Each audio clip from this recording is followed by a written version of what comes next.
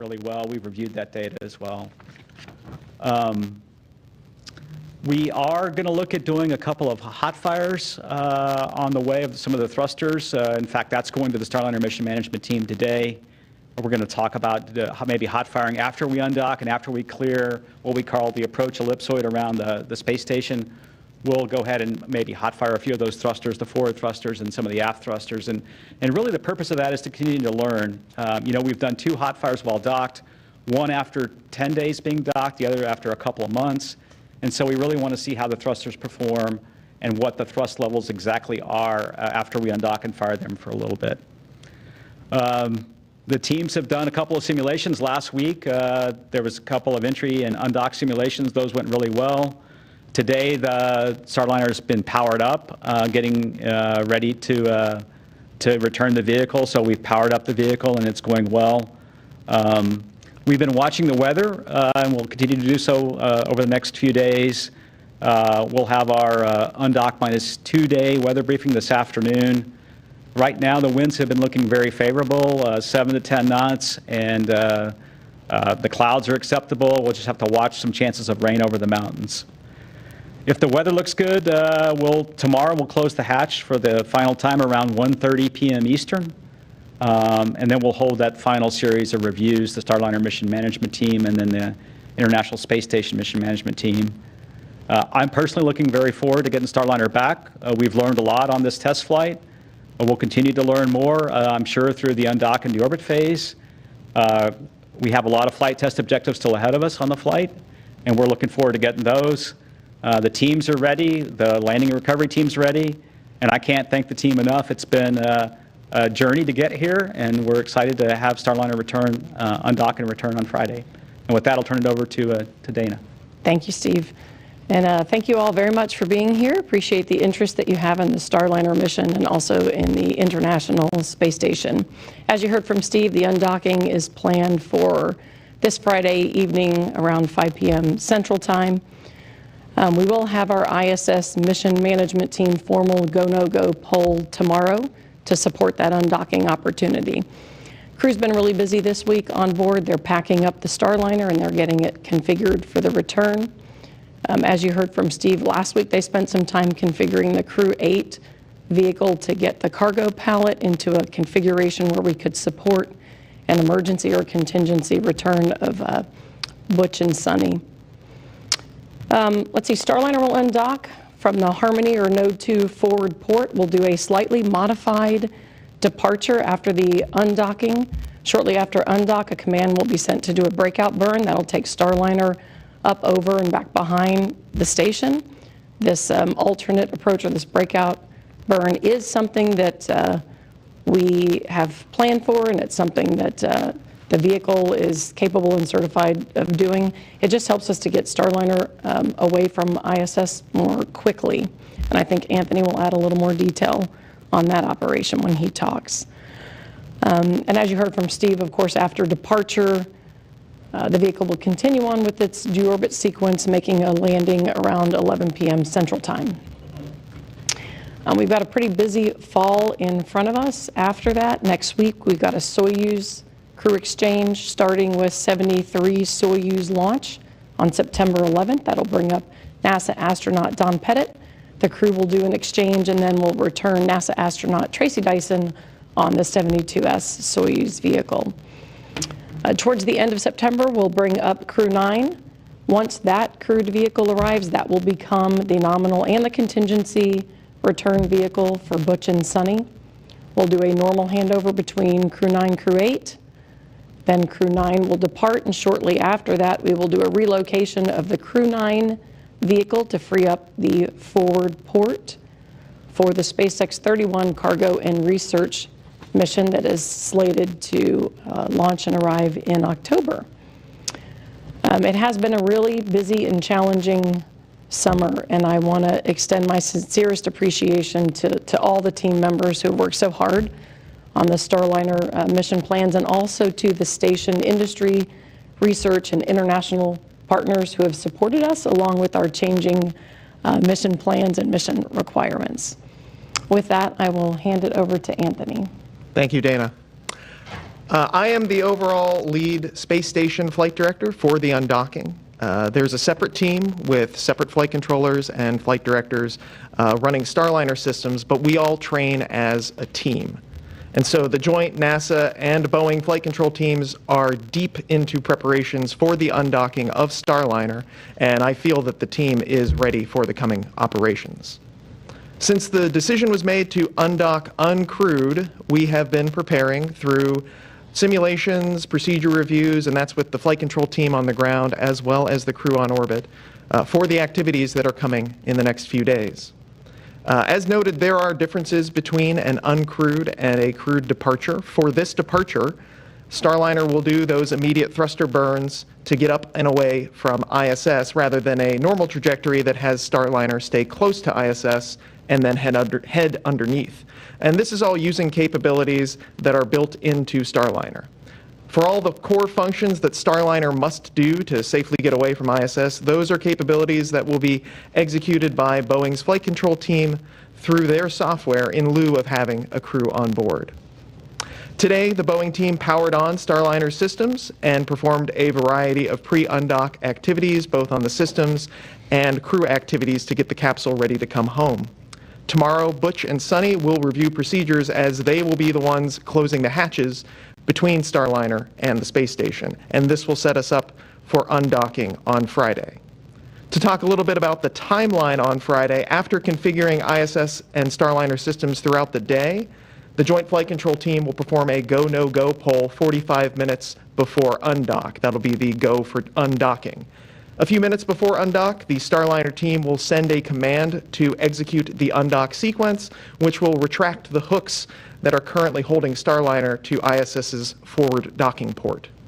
Starliner will separate from ISS at 6:04 p.m. Eastern, though all those times are approximate. We could undock a little bit later without impact. 90 seconds after undock, Starliner will start firing its forward-facing thrusters in the breakout burn, which will take Starliner forward and above ISS. From there, it'll be about 3 or 4 orbits until the deorbit burn, which Boeing is targeting for 11:17 p.m. Eastern.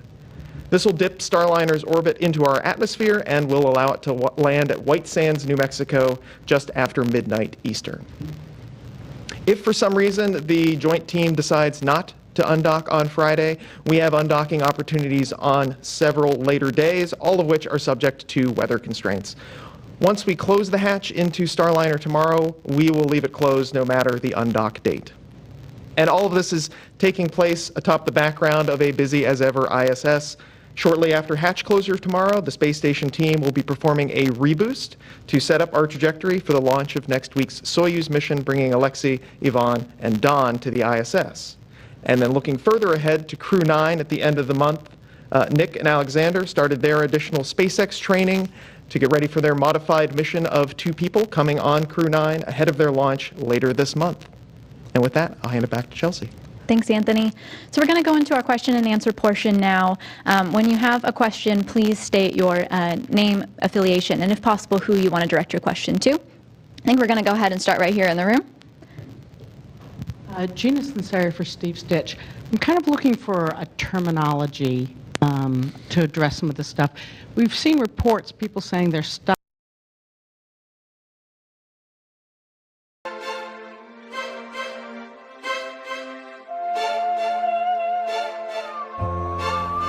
Self-care Sunday. Absolutely. What's with the shoes? इतना comfortable और इतना spacious है, लगता ही नहीं कुछ पहना है। इतना कितना स्पेशियस? जूता या फ्लैट? ब्रो, पहन के तो देख। इतना spacious?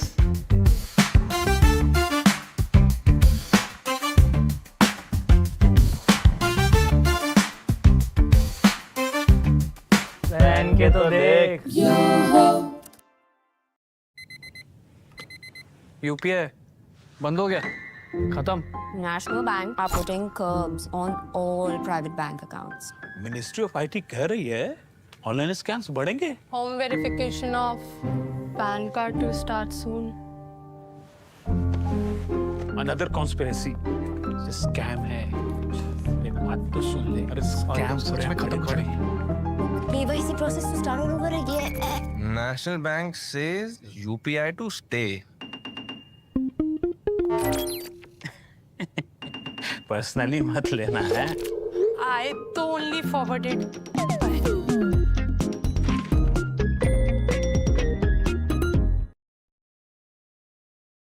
Reports, people saying they're stuck, they're stranded. How do you define Butch and Sonny's status on the International Space Station? Yeah, it's interesting. We get a lot of terminology. I mean, in my view, they were never really, they're never stuck or stranded. They always had a way to depart the space station. And to me, when somebody is stranded, there's a location where they cannot leave. And so they had Starliner as the vehicle that they could depart from for a period of time. Now the Crew 8 is their emergency return vehicle, and when Crew 9 gets there, that will be their vehicle. That will be their return vehicle for nominal and any emergency. So they're really a part of the expedition. They've transitioned from their role as Starliner test pilots, and now they're part of the expedition, working day in and day out with Dana and her team. So. We'll take another question here in the back. Oh, thank you. Mark Carreau with Aviation Week and Space Technology. Once Starliner undocks, how long can it operate in an automated mode? Once Starliner undocks, really it's only going to be limited by propellant, I would say. So, I mean, it could operate for days if it needed to. But the plan right now, obviously, is to undock, as we talked about, at 6:04 and then land, that evening, some 6 hours or so later. But if it needed to loiter, it's got that capability. Really, the only limiting consumable would be the thruster, the propellant. So. Hi, I'm Jason Miles from KHOU here in Houston. Can you talk about logistically for the two astronauts, going from what was supposed to be a short-term mission to a longer-term mission? I saw an interesting article somewhere this week about even their fitness routines and things change along with everything else. Can you speak to how they're doing in that regard? Sure. Let's see. Let me back up a little bit. Since we knew this was a test flight, with intention, we put them through long-duration space station training a few years ago. And so they've finished all the same training that a normal expedition crew would do, fully qualified in all of the complex areas, spacewalks, robotics, et cetera. Butch and Sonny have also both done expeditions on board station, so they're very familiar with what that looks like. So we had them well prepared to move into this role. In terms of what does it look different, you're right, there are some differences between short duration and long duration crew. A lot of that is in the exercise arena. If you're doing a really short duration mission, exercise is optional for the very shortest duration missions, something like an 8-day mission. When we do long duration, though, we do switch them over to a standard long duration mission. And so as they've been on board later, we have adjusted their routines. And so they're at the point now where they're doing the normal routines and exercise that we would do for long duration crew members. We'll take some questions from our phone bridge now. We'll start with Bill Harwood with CBS News. Yeah, thank you very much, guys. A quick one for Anthony. Do you have the burn duration in Delta V for deorbit? And for Steve Stitch, the crew's not on board because, NASA said there was enough uncertainty in the performance of the systems to warrant, committing people to the reentry. How confident are you, and I know you polled to keep the crew on board station, but how confident are you that the Starliner is going to make a successful landing? I mean, it seems like everybody's expecting that, but yet there's no crew on board. So, how do you sum up your feelings about the health and welfare of that spacecraft? Thanks. Well, I'll take the deorbit burn question. So in terms of the Delta V, that's going to vary based on a number of factors. So I don't want to give you an exact number on that, but the burn duration is really only about a minute. So if you're used to Dragon, it's a much quicker burn than that using the big OMAC engines that we have on Starliner. Yeah, one of the things we did assess is the thruster health relative to the reentry, and we have requirements for protecting the public as well. And so we have confidence in the thrusters. We went and looked at the thruster performance. We did some extra studies on could the thrusters degrade. If they did, we have a lot of redundancy in each thruster. We have 4 thrusters. The only thruster that we're going into the deorbit burn likely to have down is what's called B1A3 in the bottom doghouse. One of the 2 aft-firing thrusters there is likely not to be functional, but all the other 27 thrusters are functional. We've assessed those. We have redundancy in those thrusters. We expect to have a good deorbit burn. And once the deorbit burn happens, then the forward thrusters are used to really push the vehicle away, push the service module away to spin it up and then do the disposal burn. So we have confidence in the vehicle. We have confidence that the deorbit burn will be executed, and we've had 2 good landings with Starliner so far, and we're expecting another one Friday.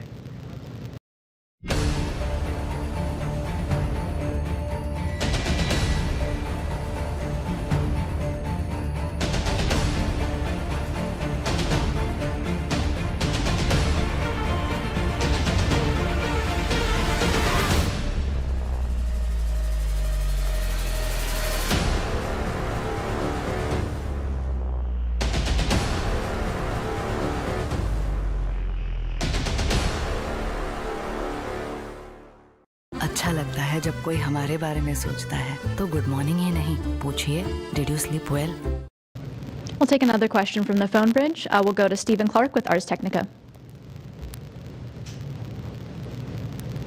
Hi, thank you. I think my question is probably for, whoever wants to take it, I guess. The breakout burn after separation from ISS, is that a different profile than you use for OFT2? And is it just to get the Starliner away from the station faster due to the added risk of these thruster issues that are kind of still an unknown? And secondly, any cargo you're bringing back on this mission to return on Starliner? Thanks. See, I can take the beginning of that question. I didn't hear quite the end, so we might need to come back to that. But the breakout burn versus what we did on OFT2, I have to use my hands on this one. So, for Starliner on OFT2, the standard profile is for it to undock, kind of back up along what we call the V-bar, the velocity vector of the space station, and then start a burn to go up and over space station. And this is kind of a dress rehearsal for the fly-around inspection that is part of what the capabilities of the commercial crew vehicles can do for us. So it'll get to the top of station and then do a departure burn to send it down underneath station and coast underneath on the co-elliptic, as we call it, waiting for its time to deorbit. In this case, what we're doing is the breakout burn, which will be a series of 12 burns, each not very large, about 0.1 meter per second each. And that is just to take the Starliner away from station and then immediately start going up and away. And eventually it'll curve around to the top and deorbit from above station a few orbits later. And so the reasons we chose doing this breakout burn is simply it gets the vehicle away from station faster and without the crew on board able to take manual control if needed. There are just a lot less variables that we need to account for when we do the breakout burn and allows us to get the vehicle on its trajectory home that much sooner. Yeah, and I would add, Anthony did a really good job of describing the trajectory, but it really puts less stress on the thrusters. In other words, there's a lot fewer thruster firings. Essentially, about 30 seconds, after undock, we'll start this small series of burns using primarily the forward thrusters, not putting the stress on the aft thrusters, and it really just takes about 5 minutes or so to actually execute that whole sequence. It's actually about three minutes or so to execute the burns, and then we're able to get out of the approach ellipsoid within about 20 to 25 minutes or so. So it's a quicker way away from station, way less stress on the thrusters. And I think Dana can talk to the cargo question. Yeah, I think the last part of your question was about cargo. We always had plans on this mission to use the extra available space and bring cargo home, so we're still doing that. I think the largest thing, just as a data point that we have on there, is one of our, we've got these rechargeable, reusable oxygen tanks. They're pretty sizable, and so we had that in the original plan. We'll keep that on the vehicle. There's a handful of other bags full of other bits and pieces, too, that will return as part of the original cargo return plan. And Stephen, we had missed the beginning of your question here in the room. It came across a little bit muffled. If we didn't fully answer your question and you want to repeat it, please go ahead and do so at this time. No, those are all my questions. Thank you. Okay, thank you. We'll go to Marcia Dunn with the Associated Press next. Hi, probably for Steve. What risks are there to the space station with Starliner's departure if the thrusters go out or other malfunctions occur close in? And when the capsule is re-entering, any risk to the flight path? People on the ground? Could parts crash to Earth if the re-entry goes bad? Thanks. Yeah, I'll start with the first part of the question. Any risk to the space station? We specifically looked at this sequence that's there in the software anyway to use it to mitigate any risk to the space station. The first thing that happens with the hooks drive on the NASA docking system is there's a couple of springs that kind of push the vehicle away, so it will immediately have clearance. You know, we've hot-fired the thrusters. We hot-fired 27 of the 28 thrusters. It's probably been like 4 weeks ago now. The thrusters all performed well, so we expect to get the delta V we need out of those thrusters. These are what we would call short pulses, but not frequent pulses where we saw the heating before. So we really don't anticipate the same kind of effects that we saw that caused the poppet swelling. These are longer firings in general, and there's more cooling with those firings. So we don't really expect any issues with the thrusters near station. And then we get away very quickly, and once we're on that trajectory, we're safe from the space station. Really, the thrusters on the service module, the next big job they have is to hold the attitude while the big OMAX fires. Anthony said it's about a 60-second deorbit burn, and that's the critical thing that needs to happen to get the crew module on a safe trajectory to enter into the atmosphere and then land at White Sands. There's good redundancy in those thrusters, as I talked about. We've got 4 thrusters in each direction, so we expect that to go well. And then the SEP sequence again, where the crew module and service module separate, and then the service module goes into a disposal mode. Those are 4 thrusters as well, which are healthy. So we anticipate a good burn, and we have a lot of redundancy, and that's what we're relying on to have a safe entry.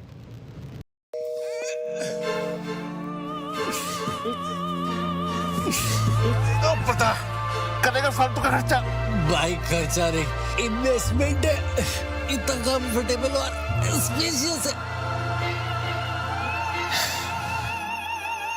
Investment spacious अबे जूता लिया है flat bro तू पहन के तो देख इतना spacious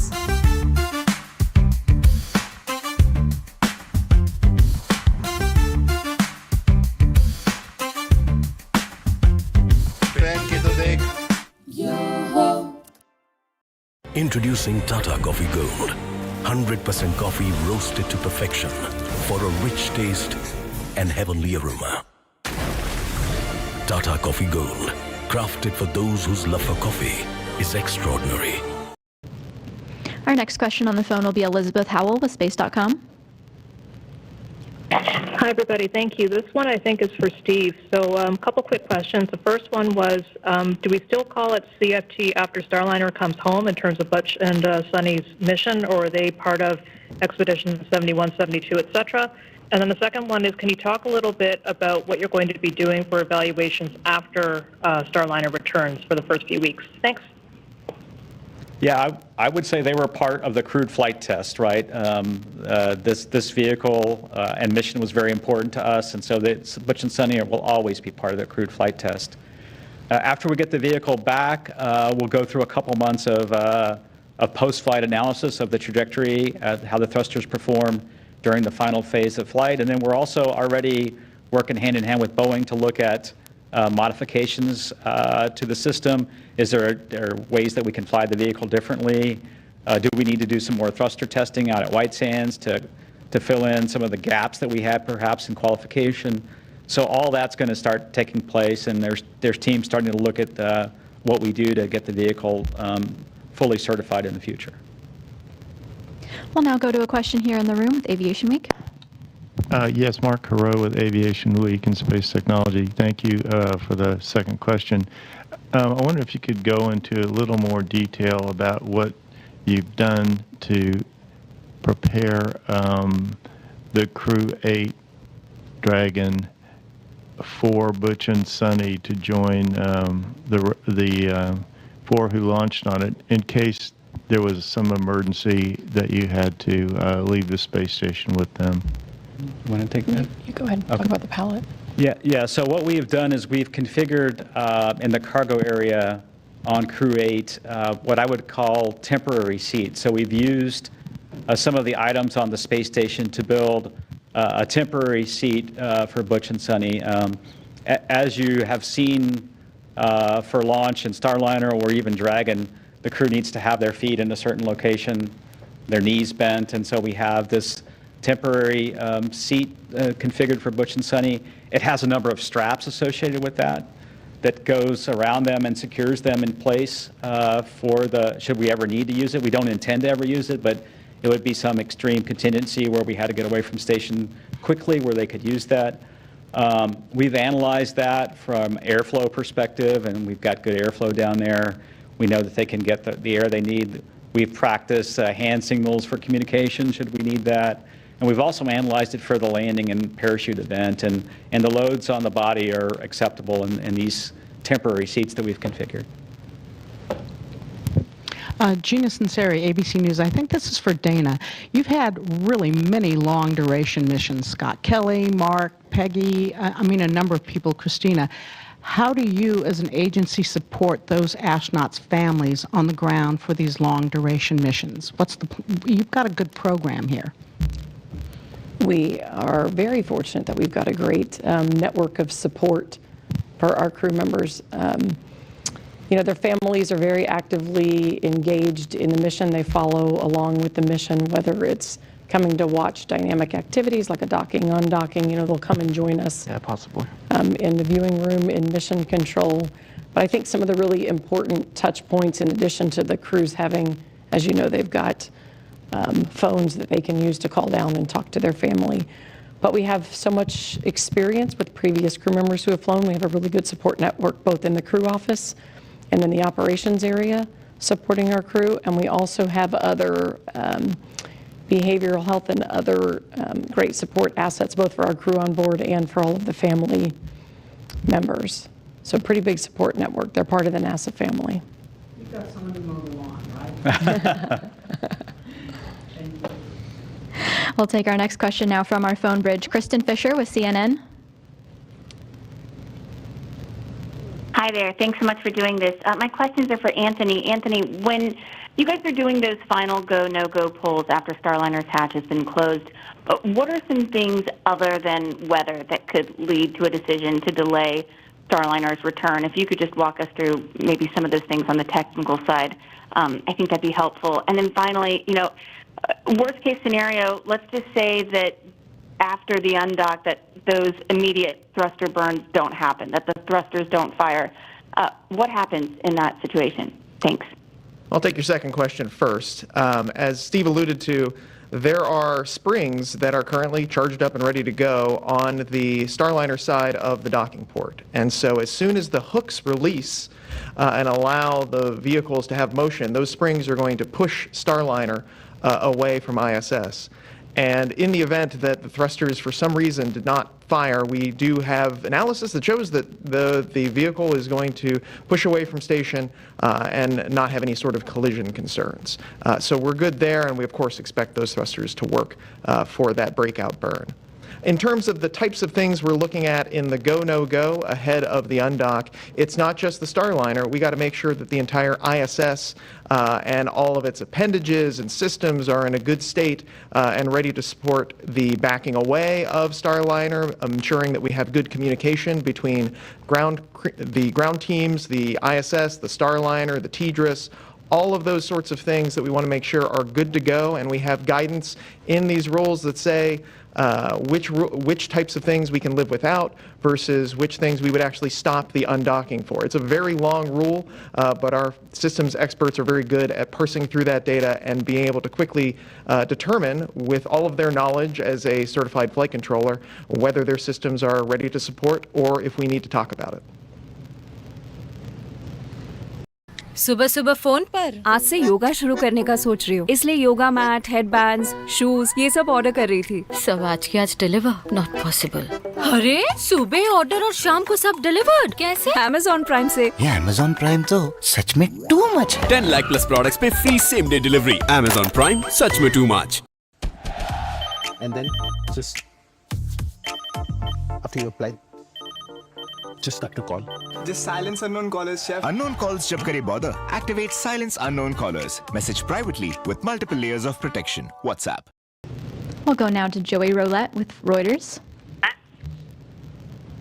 Hey, thank you. Quick one for Dana. There's a lot of interest in how the astronauts are doing on the ISS, and you had mentioned that they are trained and well prepared, and that they're going to be doing normal routines and exercises for a long duration mission. Can you just kind of quickly go into what that is specifically, and whether any other cargo missions are going to be needed to specifically accommodate them?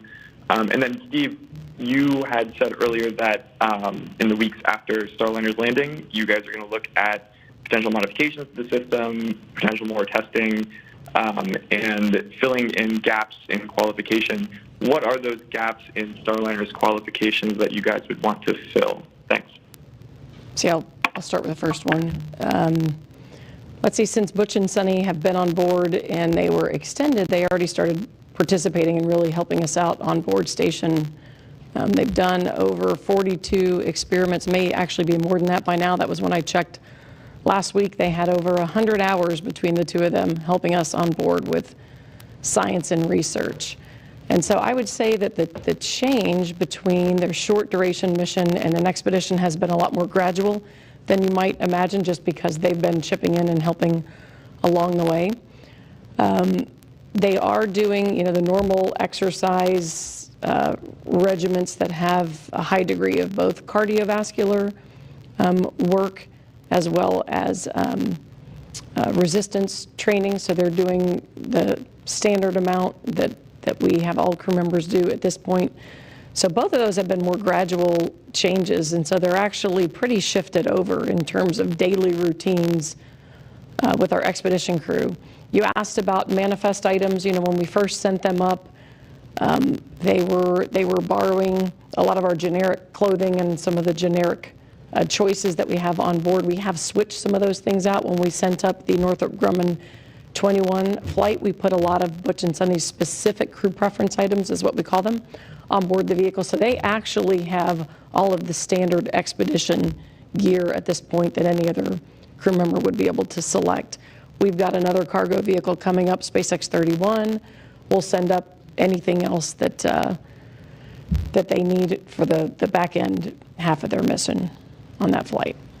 And let's see, in terms of qualification and things we need to do after the flight, the first thing, in the helium system, obviously we have a number of helium leaks. We think these are related to a seal in the thruster flange itself.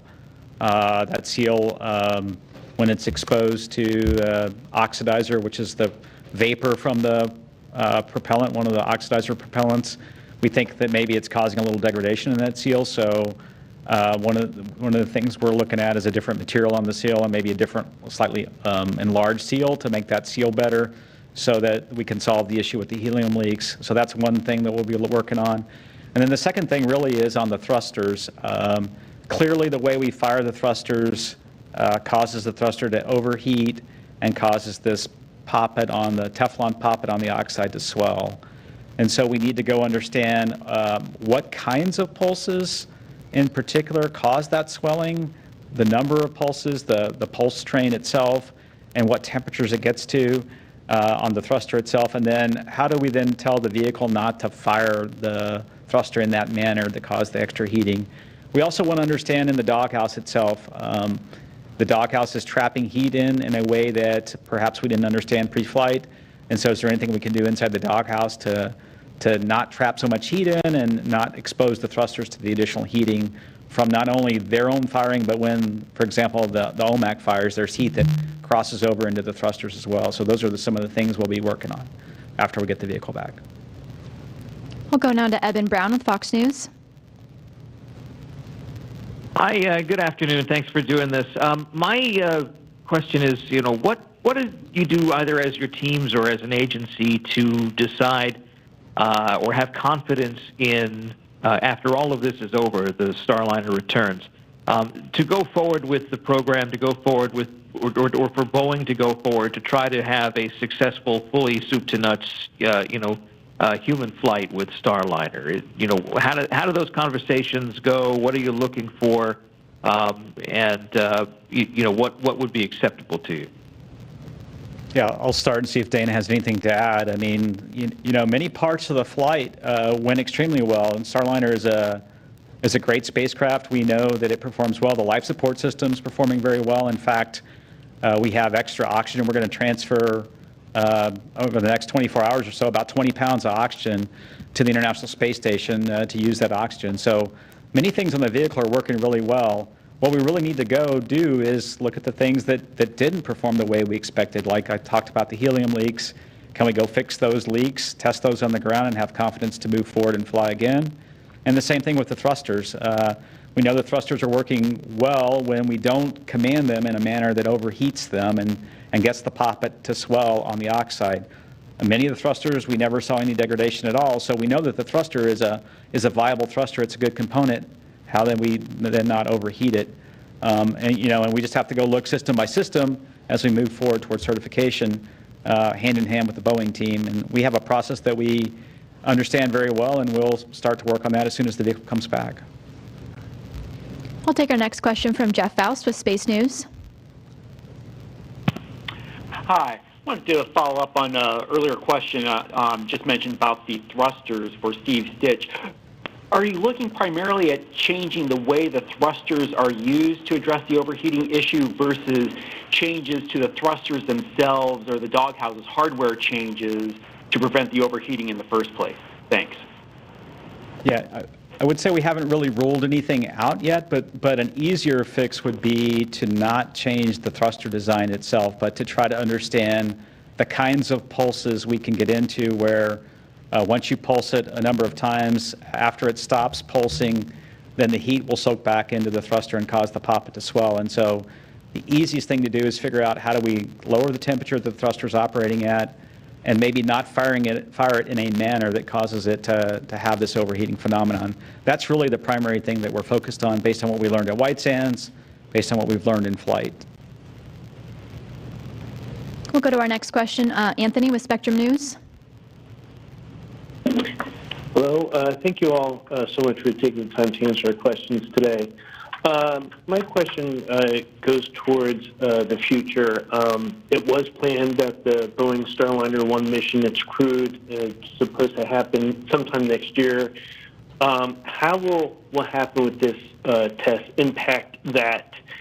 And going forward, how will the certification process change regarding what happened with this mission? Thank you. Yeah, as we've talked about before, we were planning at one point a flight in February of 2025. We've moved that out to the August timeframe already.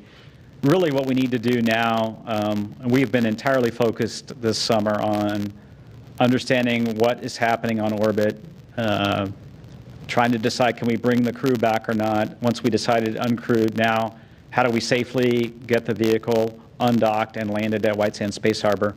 I think what we need to do now is really lay out the overall plan, which we have not had time to do. We haven't, because the teams have been so focused on this flight, laying out that overall search strategy, the overall amount of work we've got to go do. And then when we do that, we'll have a better understanding of when can we certify the vehicle and when can we resume flights.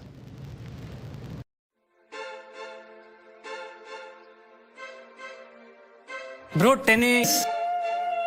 Self-care Sunday. Absolutely. What should the shoes? इतना comfortable और इतना spacious है, लगता ही नहीं कुछ पहना है। इतना कितना स्पेशियस? जूता या फ्लैट? Bro, तू पहन के तो देख. इतना spacious.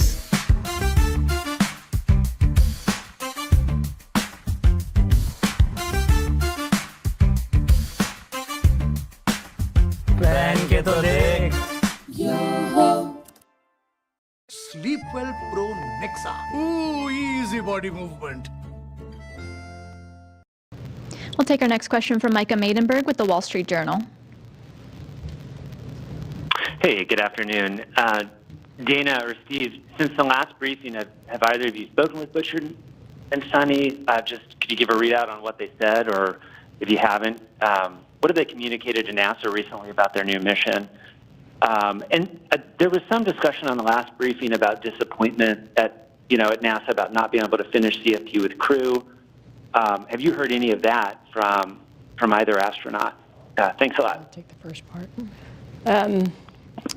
I've had some email exchanges with the crew, and they're happy that we made a decision. I think one of the challenges for them is kind of waiting, and they've been listening to a lot of discussions. In fact, they actually tie into a lot of Steve boards, and so they're following along. They're very much engaged, asking questions. I think they're happy that a decision was made, and they understand the plan forward. In the communications with me, they're kind of thankful and ready to move forward. I think Joe Acaba said it best when he said, they flew as test pilots. They're ready to execute whatever mission we put in front of them. They have confidence in the team. If we would have decided to bring them home, they'd be ready to come home. But we decided to leave them on board to join the expedition and do the work on board station. And so they're ready to go and execute that. I don't know if you have anything you want to I haven't spoken to them other than a few emails back and forth. I mean, they seem like they're in good spirits. I would say our team, is very resilient, and I've seen the team since we made the decision a little bit more than 10 days ago, focused now on bringing the vehicle back. I mean, that's what these individuals do in human spaceflight. They are passionate about their jobs. They understand the importance now of moving on and getting the vehicle back, and getting the vehicle back safely, and making sure that the changes we've made to the mission have been accommodated. We've changed a few procedures on how the cockpit's got to be configured. Are those changes the correct ones? Looking back on what we did for OFT2, the changes in using this breakout sequence, do we have all that right? Monitoring the weather, and now they're kind of into that normal rhythm, I would say, of getting the vehicle powered up and ready to come home. And I've seen a bit of a shift in attitude, and then we're ready to go execute now, and that's really what we're focused on. Yeah, and I'll underscore, on the flight operations side, we're talking with Butch and Sonny and all of the crew all of the time. And their mission focus is really admirable. They are not just passengers on this vehicle. They're a part of the team. They were asking good questions and providing excellent context as we were trying to figure out what was going on with Starliner. You heard from Butch last month talking about how the vehicle felt on the first day, how it flew like a dream, and how it felt a little sluggish on the second day. We get a lot of telemetry and a lot of camera views and all sorts of data in human spaceflight, but the data you get from talking to a human about what they're experiencing can give you some context about what the data is showing you. And so they've been extremely valuable members of this team. And so I would say that their mission focus has been, though it's changed with the change in their mission, they are just as dedicated for the success of human spaceflight going forward. We'll go now to Robert Perlman with Collect Space. Thank you. Will Sonny and Butch's Starliner suits be returning on Starliner?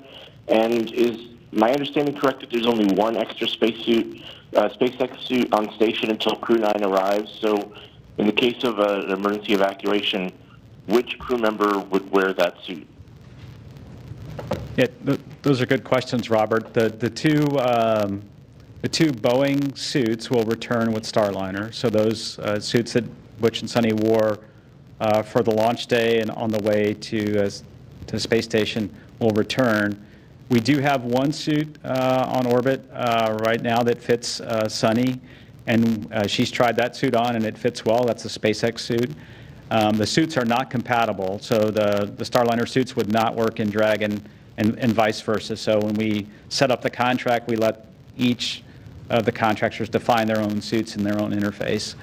And then we're sending up a suit for Butch that will fly up on Crew 9, and so he'll have a suit. Right now, the way the Dragon is configured, for an emergency, the Butch and Sunny riding on the cargo pallet in those temporary seats that I described, that's an unsuited configuration. So that there's no spacesuits that work there. The Dragon's configured to support four suits and 4 people with suits. And so in a temporary situation, we would not have suits for Butch and Sunny on Dragon. So, until Crew 9 gets there. And then Crew 9, it becomes a normal vehicle where they would have suits and seats, and they're part of that Crew 9 crew returning home.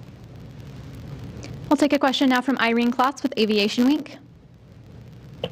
Thanks. I have 3 quick for Steve. You mentioned 20 to 25 minutes for Starliner to leave the approach ellipsoid. How much time would that have been under the nominal departure with the crew? And the other question, you mentioned about a test of thrusters after it's out of the approach zone.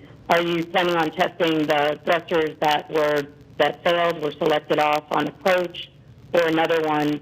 And just lastly, is there any reason why you can't release a picture of the temporary seats in the Crew 8 pallet? Thanks. Okay, I think there was 3 questions there. Anthony may be best to answer the first one. I don't remember how long the original undock sequence took to get out of the ellipsoid. Maybe Anthony might remember. Yeah, to get out of the ellipsoid, I think it's under an hour, but there's going to be a plus or minus on that. But it's around that time frame, if I'm remembering correctly. And then the second question was relative to the thrusters and hot fires. The team is still analyzing which thrusters they would like to hot fire. I suspect they will choose to hot fire some of the aft thrusters. They may choose to hot fire the B1A3 thruster just to see. What we saw is, we did 2 docked hot fires, one about 10 days after docking and one a couple months later, and we saw that poppet receded quite a bit, and so the thrusters had a lot more thrust. So the purpose of the hot fires will be to see what has changed in the